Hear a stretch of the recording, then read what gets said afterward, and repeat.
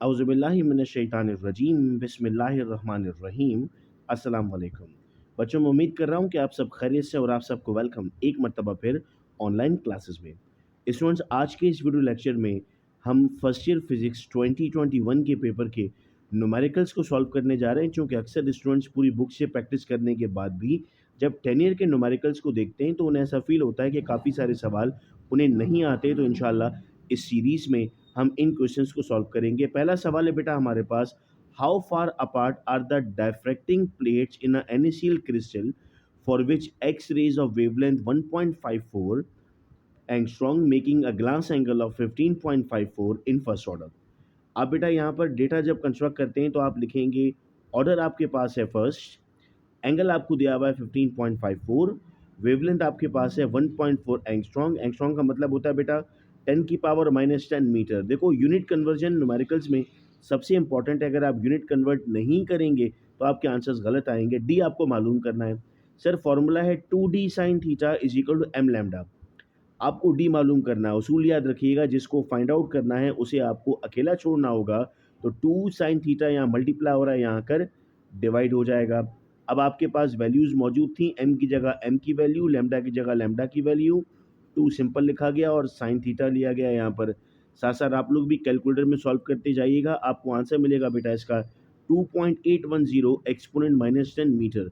आप चाहो तो इसे भी एंगस्ट्रॉन्ग में लिख सकते हो, चूंकि 10⁻⁻10 एंगस्ट्रॉन्ग के बराबर होता है। तो और करके आप ये आंसर भी लिख सकते हैं। सेकंड क्वेश्चन है बेटा, determine the unit vector perpendicular in plane A is equal to 2i minus 6j minus 3k, B is equal to 4i plus 3j minus 2k।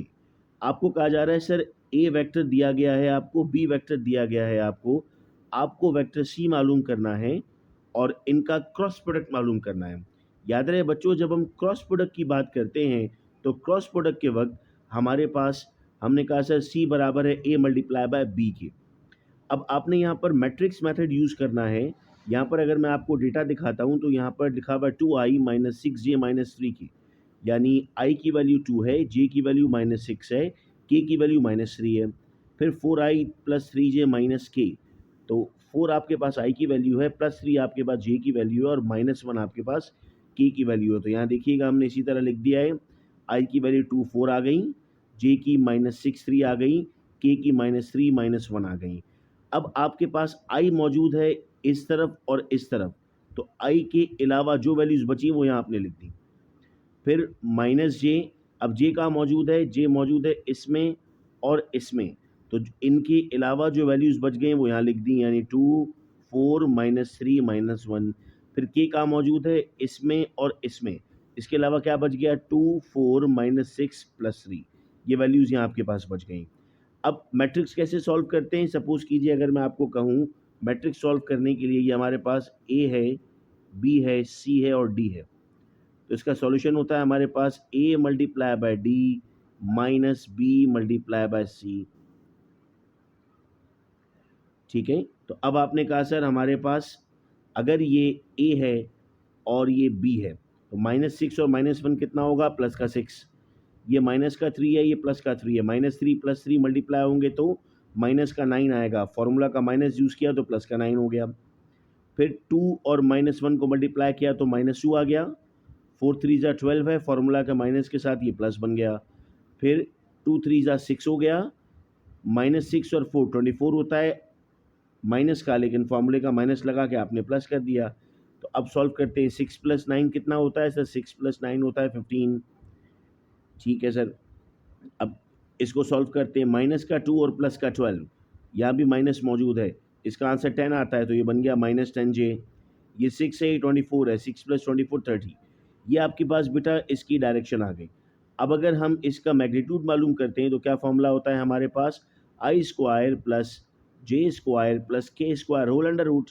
आई की वैल्यू है 15, जे की वैल्यू है -10 और के की वैल्यू है 30। तो आपने क्या किया, आपने यहाँ पर 15 का स्क्वायर लिया 225, -10 का स्क्वायर आया 100, 30 का स्क्वायर आया 900। इन सबको प्लस किया तो 1225 था, अंडर रूट लिया 35 आ गया। अब आप कहते हैं सर यूनिट वेक्टर सी बराबर हो जाएगा सी अपॉन सी, मैग्नीट्यूड जो आपने मालूम किया तो ऊपर डायरेक्शन, यानी जो यहाँ आंसर आया था 15i minus 10j plus 30k और नीचे आ गया 35। अब ये इसके साथ भी है, इसके साथ भी और इसके साथ भी है, तो आइए इंडिविजुअल डिवाइड कर देते हैं। 15/35, 10/35, 30/35। 5 के टेबल में सब सॉल्व हो रहे हैं। 5 3 ज़ा 15 है, यहाँ 3 आ गया, और 5 7 ज़ा 35 है, यहाँ 7 आ गया। फिर 5 2 ज़ा 10 है, 5 7 ज़ा 35 है, तो अगेन 2/7 आ गया। 5 6 ज़ा 30 है, 5 7 ज़ा 35 है, तो ये बन गया आपके पास 6/7। यहाँ आकर आपका सवाल ख़त्म हुआ। नेक्स्ट क्वेश्चन बेटा आपको दिया गया है इसमें, an astronomical telescope with a small amplitude has an objective whose power is 2 dioptre. The lens is placed 60 centimeter from the eyepiece when the telescope is adjusted for minimum eye strain. Calculate the angular magnification of the telescope. सबसे पहले जो 60 centimetre दिया हुआ था आपने उसको metre में convert किया, दैट इज 0.6 मीटर। आपने पावर ऑफ ऑब्जेक्टिव आपको दी गई सवाल में, दैट इज 2। मैग्निफिकेशन मालूम करनी है और आपको power of the eyepiece मालूम करनी है। आइए अगले सवाल इसको आगे बढ़ाते हैं। अब आपके पास फॉर्मूला मौजूद है, F is equal to 1/P0। Focal length of objective is reciprocal to the power, so focal length आपके पास आ गई 0.5। अब टोटल लेंथ आपके पास बराबर है FO प्लस FE के, तो लेंथ आपको दी गई है 0.6, FO आपके पास है 0.5, FE मालूम करना है। ये प्लस हो रहा है बेटा, तो वहाँ क्या हो जाएगा सर, एक जगह प्लस हो रहा है तो एक जगह जाकर माइनस हो जाएगा। 0.6 माइनस 0.5 बन जाएगा 0.1, तो FE बराबर हो गया 0.1 के। अब मैग्नीफिकेशन का फॉर्मूला क्या होता है सर, मैग्नीफिकेशन का फॉर्मूला होता है FO अपॉन FE। FO कितना है 0.5 है, FE कितना 0.1 है, तो अगर यहाँ 0.5 और यहाँ 0.1 लिखेंगे तो आंसर आपके पास 5 आ जाएगा, तो हम कहते हैं सर मैग्नीफिकेशन इज 5।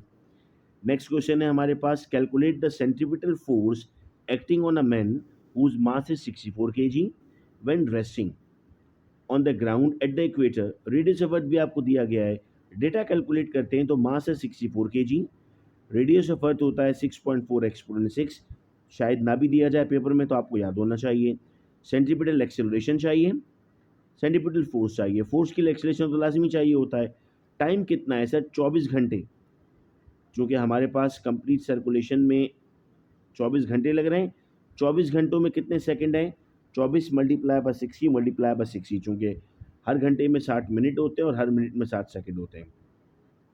अब हम कहते हैं सर सेंट्रीपिटल एक्सेलरेशन का तो हमारे पास फॉर्मूला है AC is equal to V²/R। हम ये भी जानते हैं कि V का फॉर्मूला है 2πr/T। तो अब इस V की वैल्यू को यहाँ पुट कर दें तो बन जाएगा 2πr/T whole square. Formula solve करें तो क्या बनेगा, 4π² R²/T² divided by R।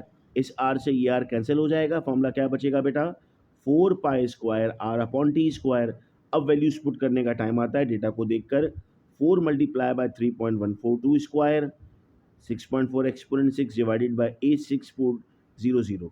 Recommendation बेटा ये कि आप इसको अलग अलग सॉल्व कीजिएगा, पहले इसको सॉल्व करके ऊपर लिखें, फिर इसको सॉल्व करके लिखें, तब जाके आपके पास आंसर सही आएगा, अदरवाइज हमारे आंसर्स गलत आ रहे होते हैं। अब हम कहते हैं सर जब इस पूरी वैल्यू को लिखकर सॉल्व करने की कोशिश की तो आंसर आया 0.03385, जो कि बराबर होता है 3.385 एक्सपोनेंट माइनस 2 मीटर पर सेकंड स्क्वायर के। ये आ गई एक्सेलरेशन। ये मालूम नहीं करनी थी, मालूम करना था कि उसकी फोर्स कितनी है। F बराबर है ma के, मास दिया हुआ 64, ए आपने मालूम कर लिया। जब 64 को आपने इस वैल्यू से मालूम किया तो आपके पास फोर्स आई 2.1664 न्यूटन। तो मैं उम्मीद कर रहा हूँ कि ये न्यूमेरिकल भी आपको समझ में आया और ये 2021 के तमाम न्यूमेरिकल्स आपको समझ में आ गए। 2020 में पेपर नहीं हुआ था। इंशाल्लाह अगले लेक्चर में हम 2019 के न्यूमेरिकल्स को सॉल्व करेंगे। अपना ख्याल रखिएगा आप सब लोग। अल्लाह हाफिज़।